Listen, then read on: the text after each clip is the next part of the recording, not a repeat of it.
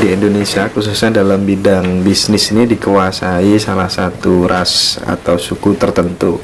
Kita tahu lah, tidak usah kita sebut merek. Sebenarnya rahasianya orang bisa berdagang sukses, berwirausaha sukses, mereka kok bisa berhasil semua itu kan. Saya yakin Pak Jeffrey temennya banyak.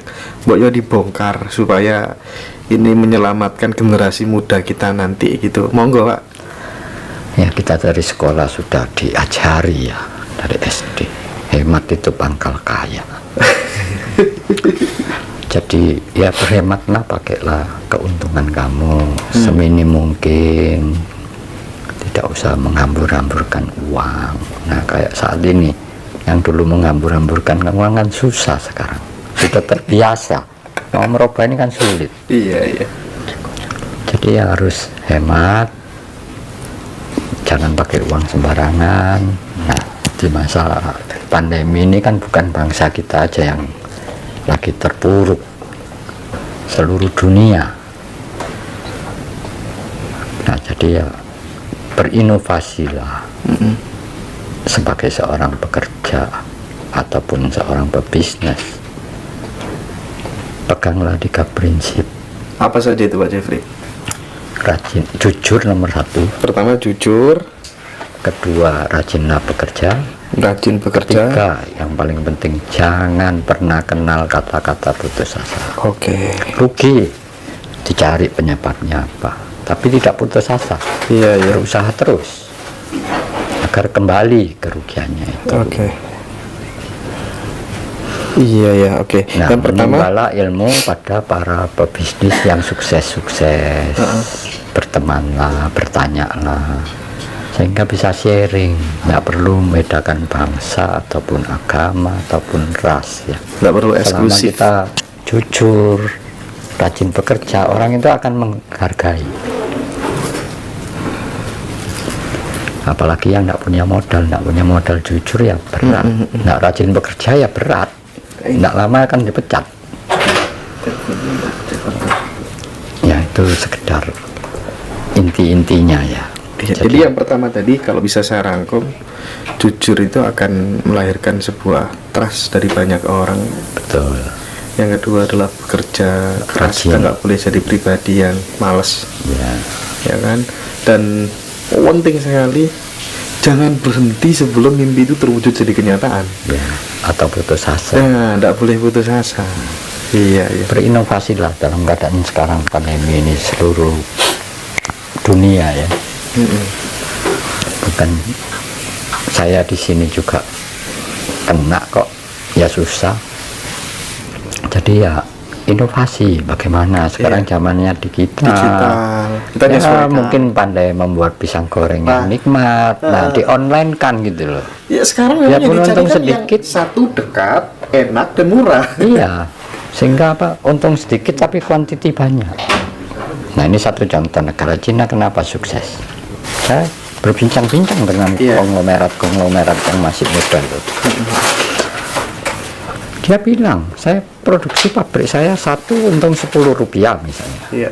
Tapi pesanannya cuman 100.000, 200.000. Ya. Tapi dengan untung 2,5 perak, saya pesanannya jutaan, bahkan bisa miliaran. Iya. Nah, dikali itu kan nilainya besar.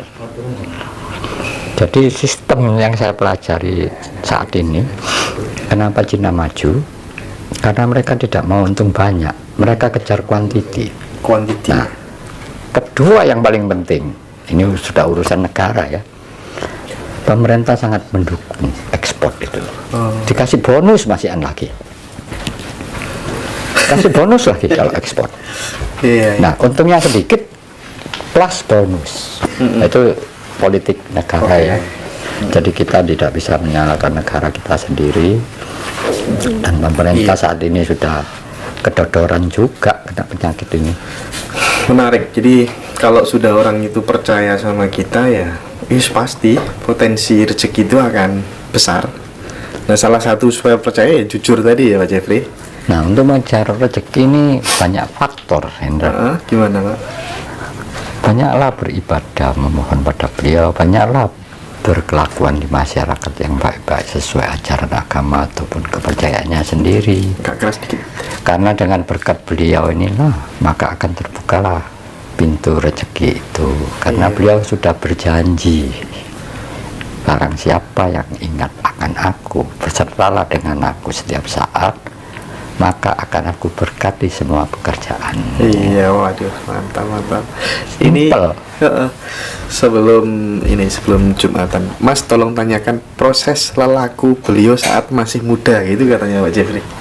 Saya masih muda juga ada nakal, tapi dalam artian sebelum belajar kerohanian ini ya wajar-wajar lah sebagai remaja ya, tapi tidak berlebihan nakalnya.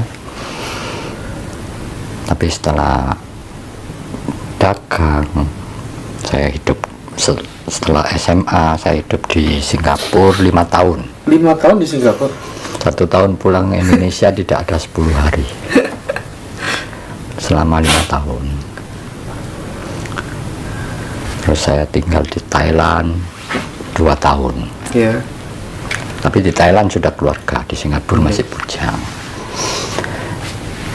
Balik lagi, sudah rada tua, dagang lagi, buka kantor di Singapura. Kongsi saya orang Jakarta, orang Indonesia, dan saya diberi satu yang sangat istimewa dan tidak masuk akal. Iya. Dia penemu obatnya, foundernya. Saya sempat masuk TVRI juga. Saya pertama agreement sama dia. Dia lagi urus izin di Singapura. Nah, saya minta franchise di Indonesia, semua sudah terisi. Kalau Singapura gimana? Kalau Singapura saya mau, karena saya dulu mudanya tinggal di sana. Iya. Saya ngerti semua. Bukalah. Ya jalan lagi mau penemu obatnya meninggal.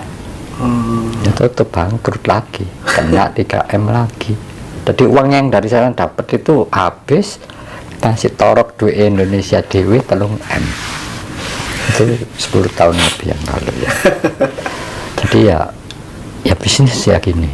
Iya. Kalau Tuhan memberi itu cepat, kalau mau diambil ya cepat juga, lebih cepat lagi. Iya.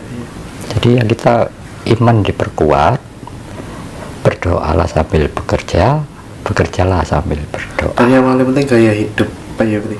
Hemat.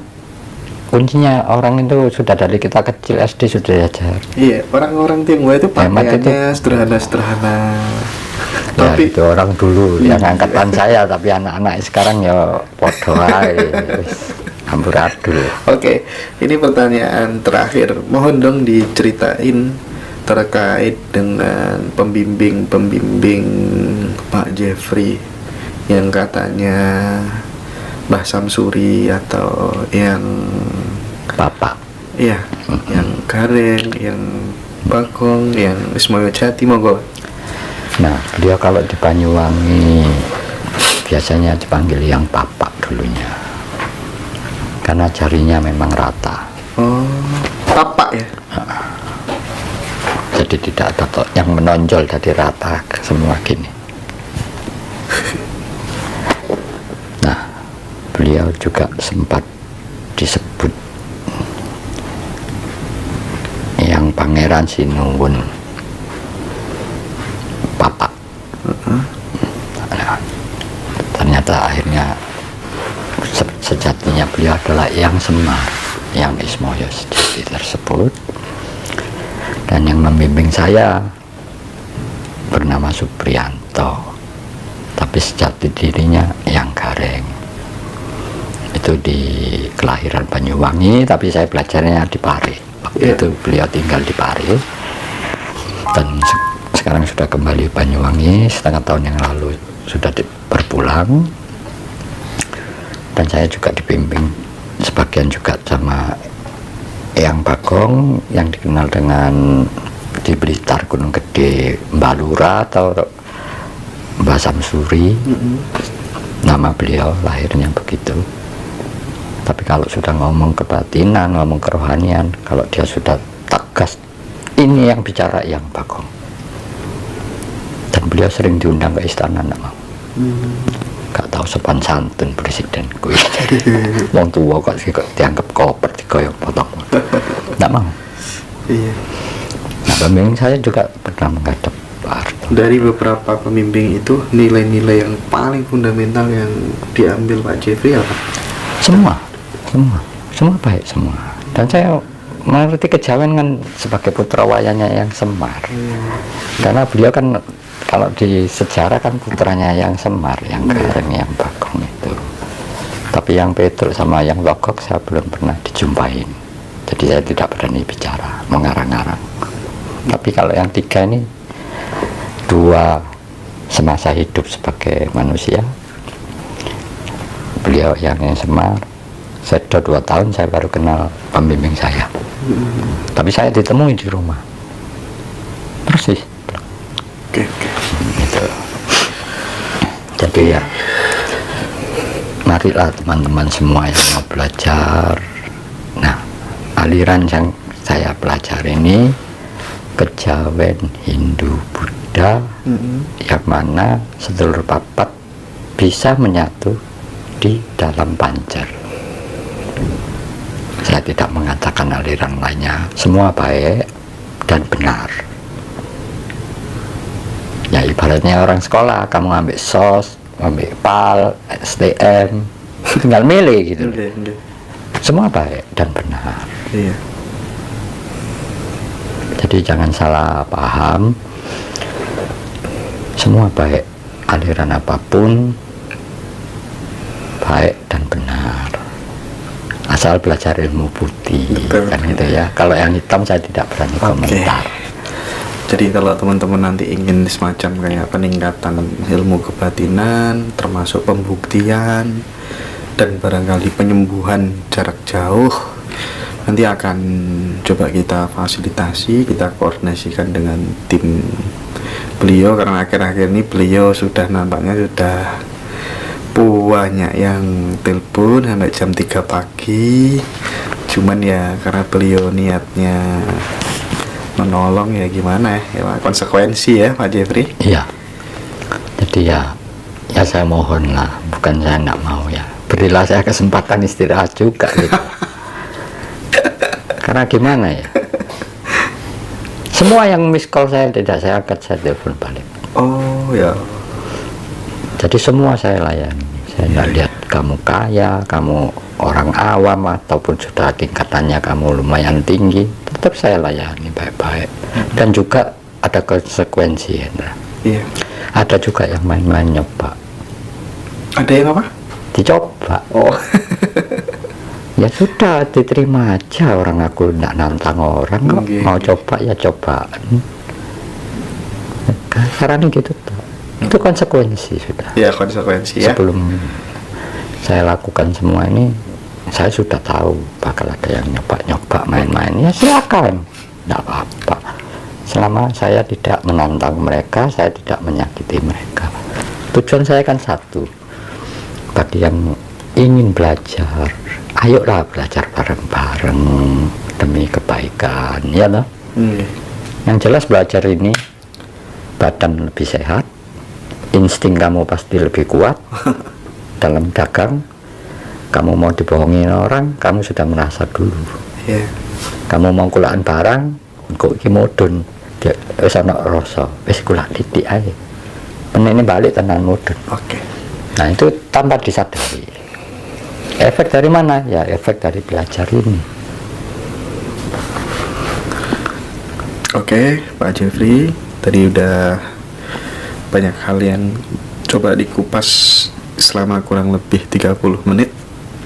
Mudah-mudahan berguna buat teman-teman semuanya. Dan bagi teman-teman yang ingin belajar banyak hal kepada beliau, mulai hari ini coba kita bantu fasilitasi supaya kemudian beliau juga tidak kerepotan untuk menghandle ya. Terima kasih banyak sudah menonton. Salam Rahayu, Rahayu, Sugeng Rahayu.